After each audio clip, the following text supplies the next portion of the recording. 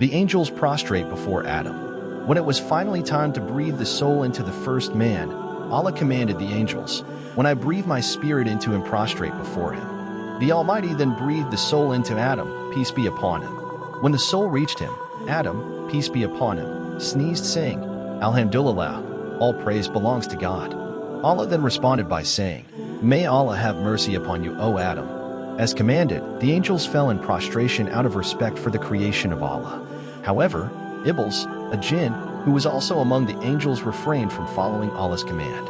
Allah asked Iblis, "O Iblis, what is the matter with you that you did not join others in prostration?" He arrogantly replied, "It is not for me to prostrate to a human you created from sounding clay molded from black mud." He strongly felt that he was a far superior creation to humankind who was made using mere clay, whilst he was made using fire. Allah was angered by Iblis' response, "So get out, you are truly cursed." Iblis then appealed to Allah, "My Lord, then delay my end until the day of their resurrection. For allowing me to stray, I will surely tempt them on earth and mislead them altogether, except your chosen servants among them. You are of those allowed respite until the day of judgment." Allah conceded, adding, "This is the way, binding on me. You will certainly have no authority over my servants, except the deviant who follows you, and surely hell is their destined place, altogether. It has 7 gates, to each a group of them is designated." Having just received the gift of life, Adam, peace be upon him, witnessed the exchange between his creator and his creation and was overcome with a myriad of emotions. He felt deep love and admiration for Allah, who had granted him life and who had instructed his angels to prostrate before him.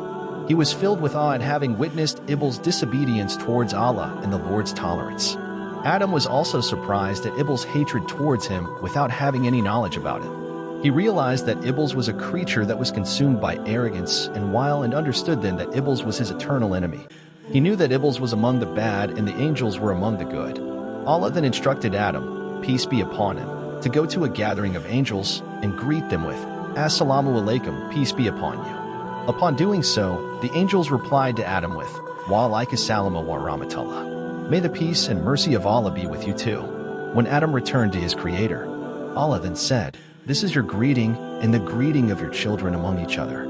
Kindly watch the next episode where Adam, peace be upon him, learned the names of everything. If you find this interesting, please kindly subscribe to support this page.